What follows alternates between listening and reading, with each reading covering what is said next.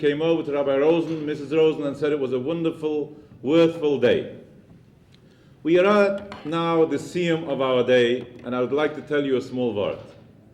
In this week's parsha, Yosef HaTzadik is sent from his father to go and find his brothers. And he goes out and he gets lost. And he's searching, Eblon Jetarim, he doesn't know where he is. I guess there was no GPS in those days. And Vayimtzo'eh Ish, a man finds him, and he asks him, what are you looking for? Rashi says, who was this Ish? The Malach Gavriel. Last week's parsha, Yankov Avinu forgot a few pachim getanim, and he goes back, and the pasuk says, Vayovek Ish Imoy. And a man started to fight with him. Rashi says, who was this Ish? Saroi Shel Esav. The question is, why in this week's parsha is the Ish a Malach Gavriel, and in last week's parsha the same wording Ish is the Saroi Shel Esav, the Satan? Hat der Heilige Sanzeruf gesucht am Meure de Gewalt.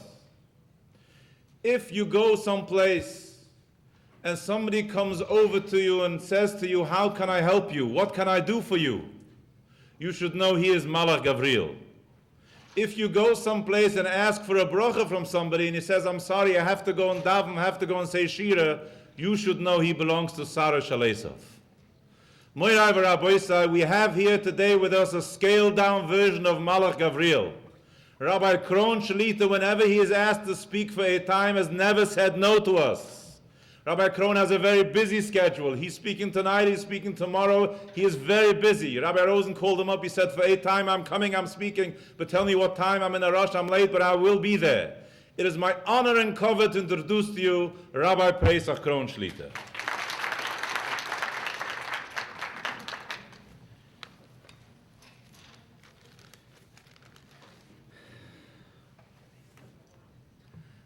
It's a very special covet for me to be able to come to this wonderful, wonderful organization of A-Time.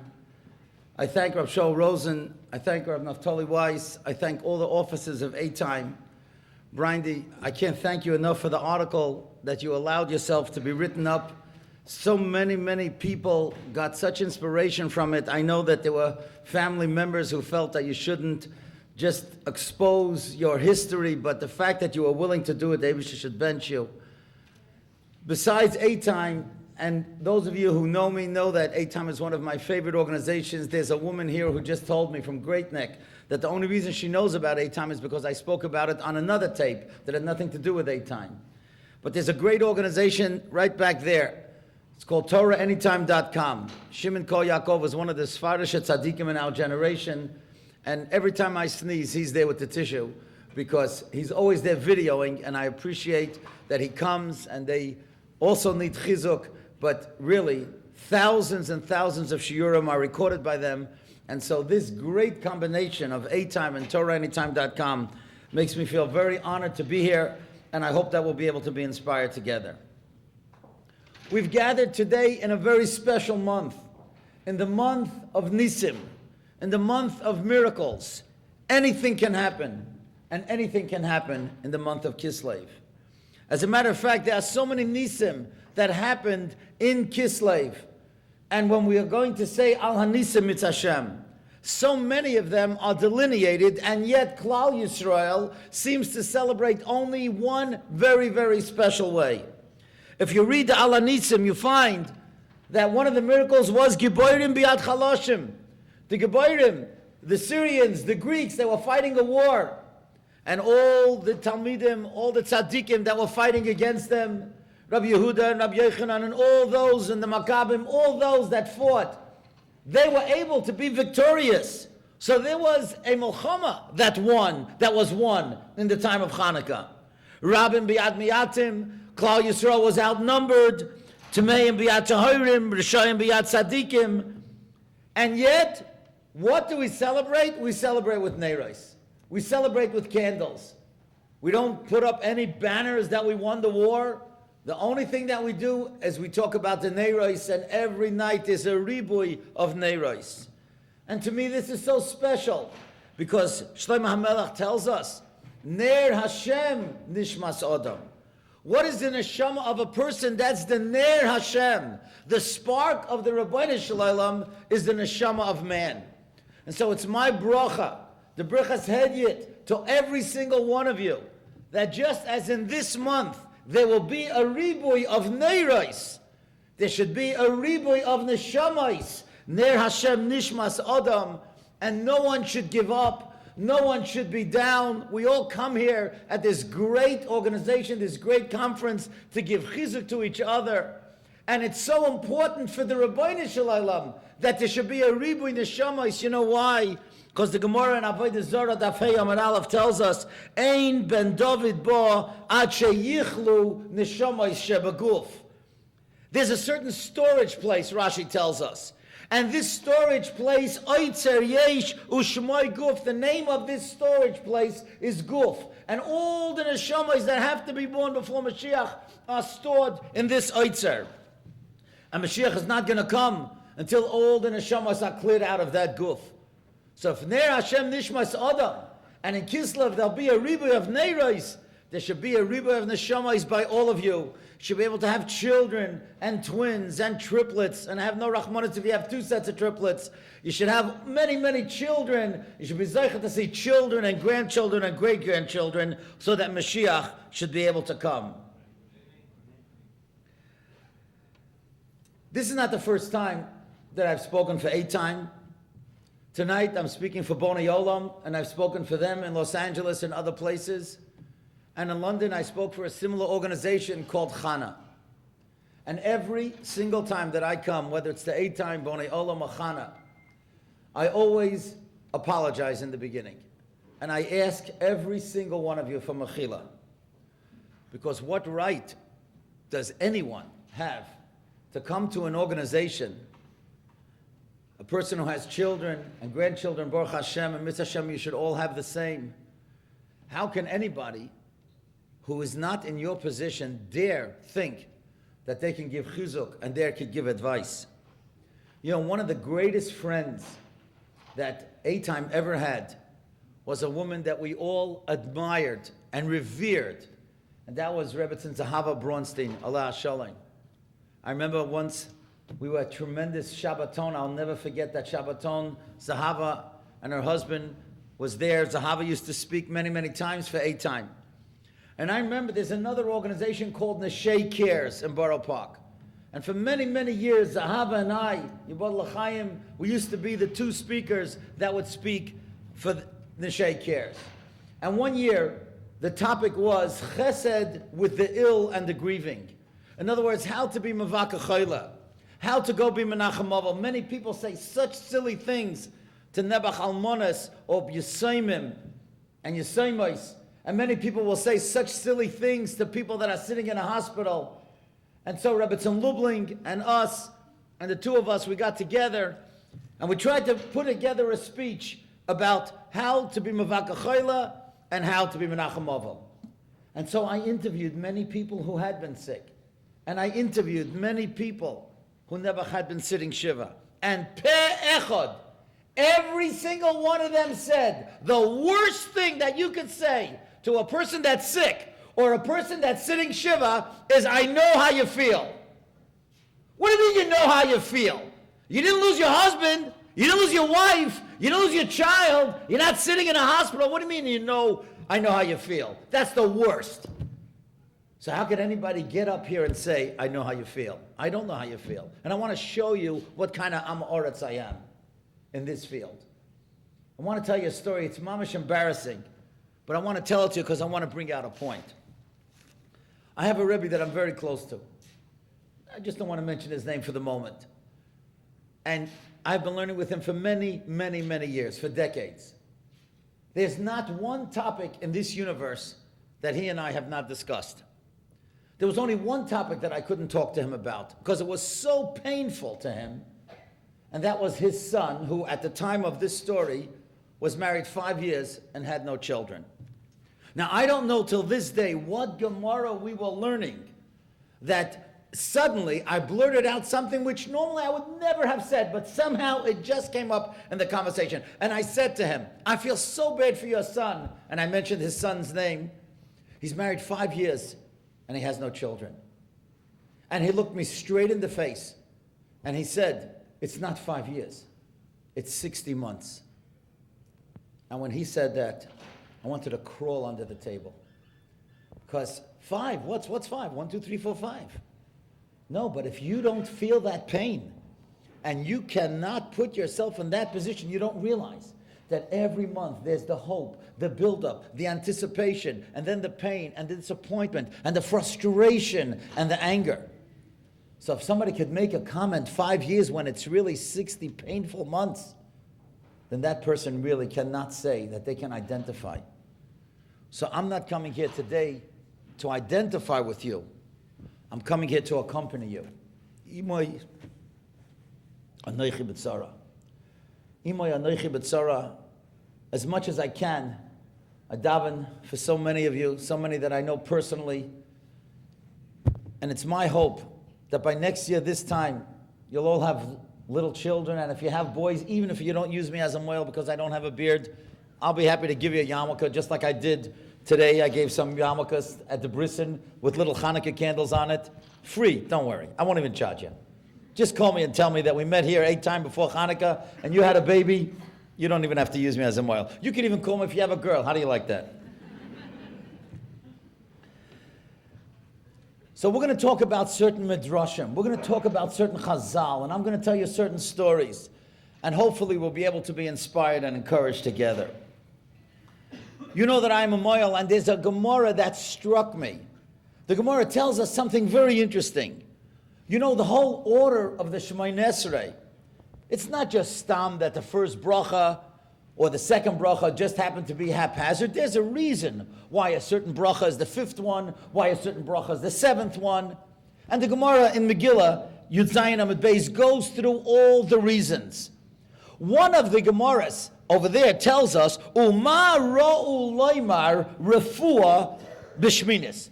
Rifa'enu, if you count it tonight, or when you daven mincha ma'ariv, you'll see it's the 8th bracha. Why is Rifa'enu the 8th bracha? Why did Chazal choose to make it the 8th one? Omer Rabacha. So Rabacha says, Mipnei metoichen itna mila b'shminis. Because a baby has his bris on the 8th day of life, leficha kavua b'shminis. That's why, because every baby that has the bris milah needs a refuah shleima. So therefore, that's why the bris is normally done on the 8th day. So that's why the bracha is done on the 8th day, and that's why the Shemoneh Esrei, it's the 8th bracha. But I think that perhaps avada, what the Gemara is saying, of course, is true. But I think that perhaps there is a deeper reason. And you know, if you think about it, the number 8 is very, very special. A man who wears tzitzis wears 8 strings on his beged. You know, I'm going to tell you a great story, because I know you're in the mood for a great story after all the doctor stuff this morning. Listen to this story, just about tzitzis. It's in the new book. It's the funniest story in the book. And I usually don't print funny stories, but this is so great that I just had to print it. There's a Baal Tshuva who called me a few weeks ago. He had a shiloh with a bris, and he tells me he became a Baal Tshuva in 1997. And he said he became through Partners in Torah, which we're going to talk about later. And he was so nespoiled about Yediyas HaTorah, learning Torah, that he went to Eretz Yisrael to learn in a place called Machon Shlomo. And he's learning there. He told me he was wearing tzitzis when he went to Eretz Yisrael, but he once heard a shir about tzitzis from Rabbi Yaakov Rosenberg. He was so nespoiled. What was he nespoiled about? Something that many of us know. The Rebbe said to him in the class that tzitzis is begematria 600.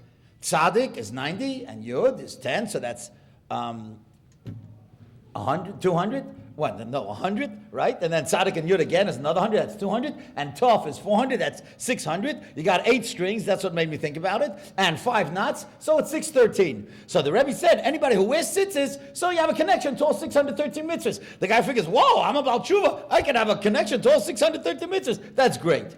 He swore to himself, he will never miss a day without tzitzis. He comes back, he lives in Silver Spring, Maryland, he gets married, he has kids, and he tells me every day the routine is the same, every day.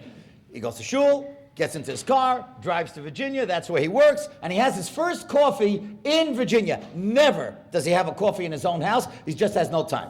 One day he's driving in Silver Spring, Maryland, and he's on the way to work. He's at Route 29 and University Boulevard, and all of a sudden he's got this tremendous craving for a coffee. And he's thinking, this is ridiculous. I'm going to have a coffee in 20 minutes when I get to work. But he had to have his coffee. He gets off, gets into a shop, gets a coffee, gets back into his car, and he's driving a stick shift car. So, you're trying to balance the steering wheel, the stick shift, and the coffee. In 20 seconds, the coffee spilled all over him. Now, he can't go to work this way, has to go back home. He goes back home, he takes off his shirt. He can't believe it. He's not wearing tzitzis. It's the first time in years. He can't believe it. And he's like, he said, oh, thank you, Hashem. You made me spill my coffee, because if not, I would have gone a whole day without tzitzis. He puts on a fresh shirt, he goes back, and he drives by that corner, University Boulevard and Route 29. You know what that corner is called? You won't believe it. Four Corners. Could you believe it? You can look it up. In Lakewood, there's also another place, Four Corners. But Four Corners. So then I couldn't get over it. So the next morning, I was at a bris. So they asked me to speak at the bris. I said, Rabbi, I'll be happy to speak at the bris, but I got to tell you this great story. And everybody's laughing hysterically. My Rabbi, Rabbi Krohn, is there. I said to Rabbi David, I need a good title for this story. So he said, I have the best title, Fringe Benefits. So, fine. So 8 is very special, not only in tzitzis, but 8, the Kohen who wears 8 vestments, that's the big day kahuna. That's also the number 8. As a matter of fact, what else is special about 8? The harp of Mashiach. The Gemara tells us, very interesting, Kinor shel Migdosh shel Shiva Nimin v'shel Yemois HaMashiach Shmoina. The harp of the Mashiach is going to be with 8 strings. 8 is very special. 8 is Lamayla B'derech HaTeva. As a matter of fact, it's incredible that Yeshua, that took Klal Yisrael into Eretz Yisrael, he was the 8th generation from Avram Avinu. Avram, Yitzchok, Yankov, Levi, Kahos, Amram, Moshe, Yeshua. He was the 8th. Not only that, we know that Yeshua wrote a chelik of the Torah. How many psukim did he write? The last 8 psukim. Those of you, and many of you certainly say Tillim, you know in Perek Kuf Yutes, it's 176 psukim. It's the longest of all the Kapitlach Tillim. How is it divided? Certain amount of psukim Aleph, certain amount of psukim Beis, Gimel, Dalet, all of them. How many? 8.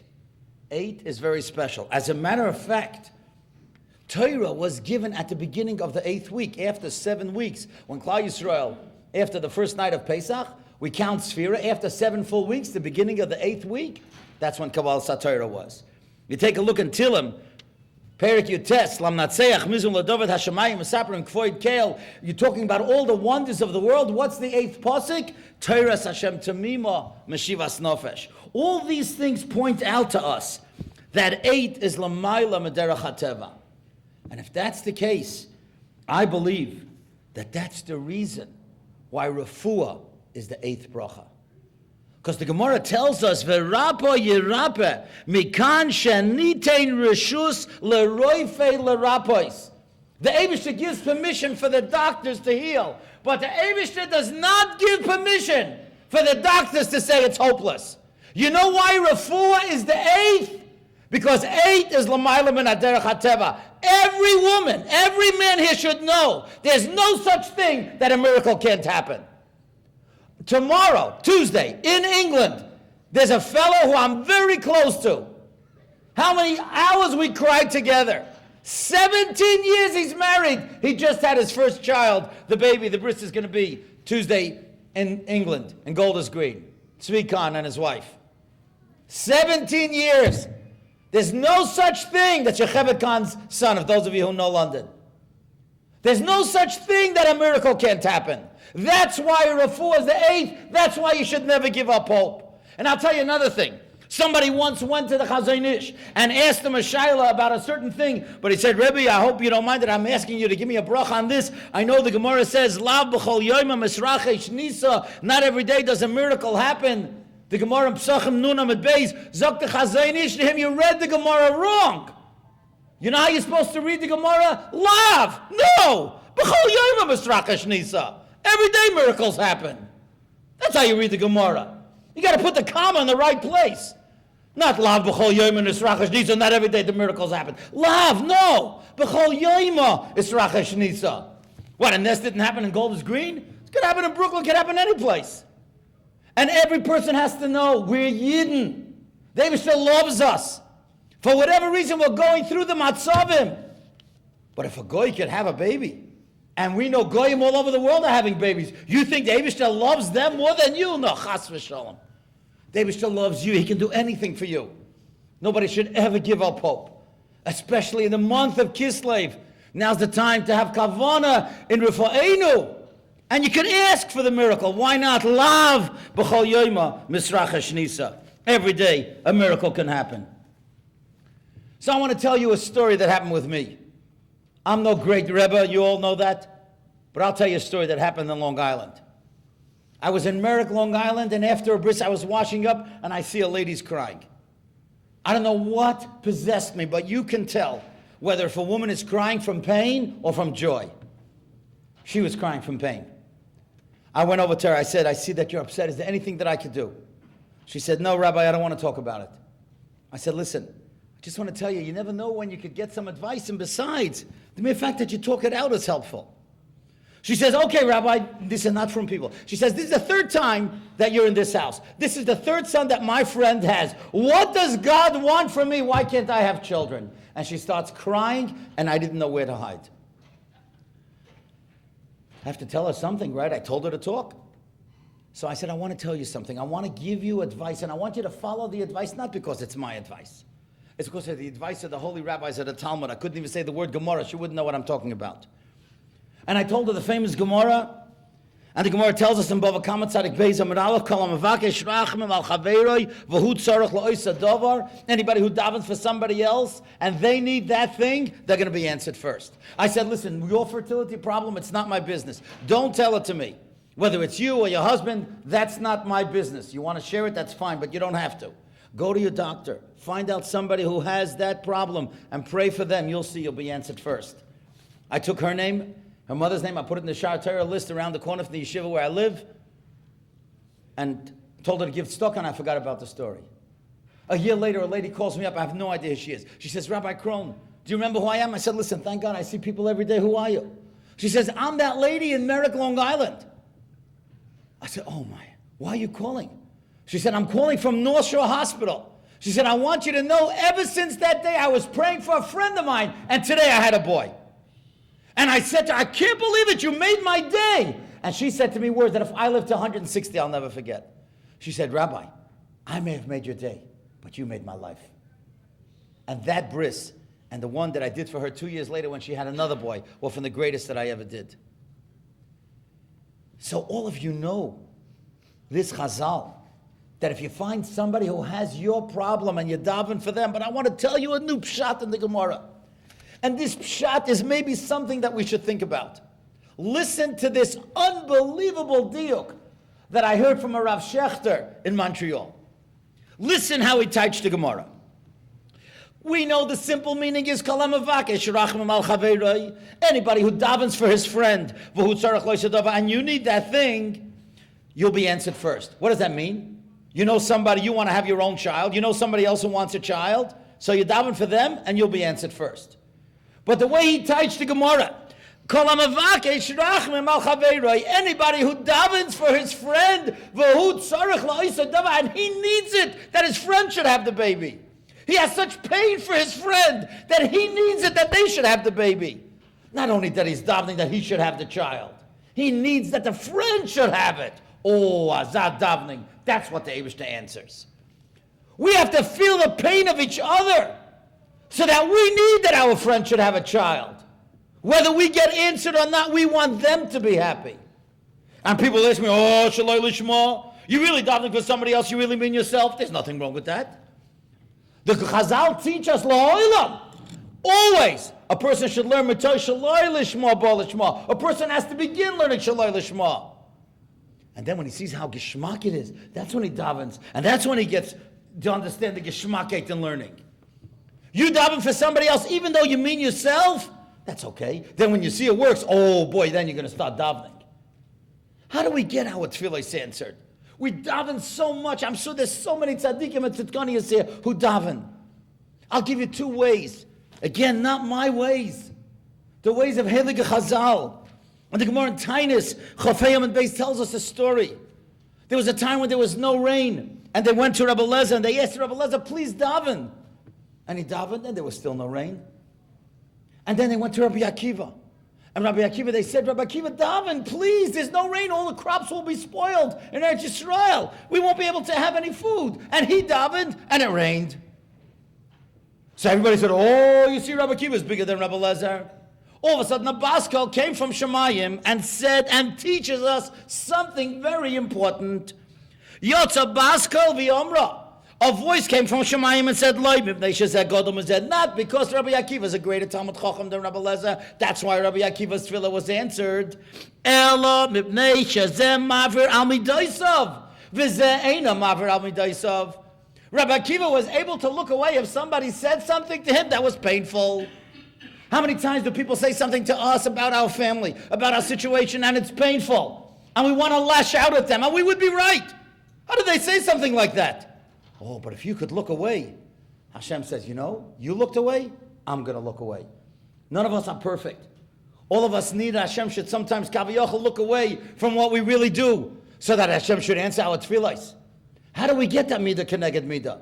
If a person is mavir al midaisav, he's able to look away if somebody says something about themselves. Now, we're not talking a financial loss. You have every right to get the money back. But if somebody says something painful, and you don't lash out at them, mavir al midaisav, you're able to look away, oh, then Hashem is going to look away. That's what Rabbi Akiva, he had that midah. That's why his tefillah was answered. Maybe from this Heilige conference, we have to make a Kabbalah on ourselves and our personalities. That if somebody says something to us that's painful, we're not going to lash out. We're going to just swallow it. And it's painful, but we'll become that vatron. And when we become that vatron, we look away. Oh, then the Eibush is going to look away and give us what we need. Does anybody, by the way, know what tefillah Rabbi Akiva made up that day for a free soft cover Maggid book? Oh, who said that? Very good. Soft cover, coming to you. He's right. Avinu Malkeinu. But there's another way. There's another way that perhaps all of us can change our approach and we'll get our tefillahs answered. Again, from the Chavetz Chaim, not from me. The Chavetz Chaim gives a gewaldige mashal. He says, imagine you want to build a stender. You want to build a table, a chair. You got to have tools, right? You got to have a saw, you got to have a hammer. But what if you have a saw that has no teeth? Or a hammer that has no handle? No. So you'll put together a chair. A kid will say, oh, it looks like a chair. And maybe we'll say, no, that's not a chair. It's nothing. It's not a table. He didn't have the right tools.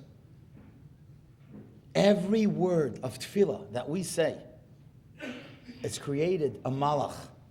If we want that malach to be complete, we have to have our tool has to be perfect. Our mouth has to be perfect. We cannot say a lie. We cannot say a word that's painful to a spouse, to a coworker, to a rav, to a principal, to anyone. We cannot say any lashon hara or rechilus. If a person watches their mouths up to Chavetz Chaim, then when they daven, so the malachim that they create are perfect. They go to Shemayim. It's a different type of malach. It's not a crippled malach coming to Shemayim. A heilige malach, a complete malach, is going to get his tefillah answered. So what we have to learn to do today is even before we walk into the shul. Become that person that's willing to look away. Be careful you don't say anything off color. Be careful that you don't say something that's not true. Be careful that you don't say something that's painful to somebody else. Thank you, Shimon. And when a person is that careful, and a person watches his mouth or watches their mouth, that mouth builds perfect malachim, and memela tefillahs can be answered. But I want to tell you something else about tefillah. A different type of tefillah. You know, the Gemara tells us that Chizkiah, Hashem was going to make Chizkiah Mashiach. But Hashem said, the Midas Hadin said, what do you mean Chizkiah Mashiach? You gave him so many victories in battle, and he didn't say thank you. He didn't say Shirais Visish Bachais. It's a Gemara Sanhedrin Tzadik Dalet Amud Aleph. That's why he cannot be Mashiach. We learn a great lesson here. Part of davening is hakoras hatoiv. Part of making a connection to Hashem is saying thank you. Many times we focus on what we don't have. Saying thank you, being makir toiv, is a way of coming close to HaKadosh Baruch Hu. You know, David HaMelech says, Pischul Isharei Tzedek, Ovoi Vom, Oideko. Pischul Isharei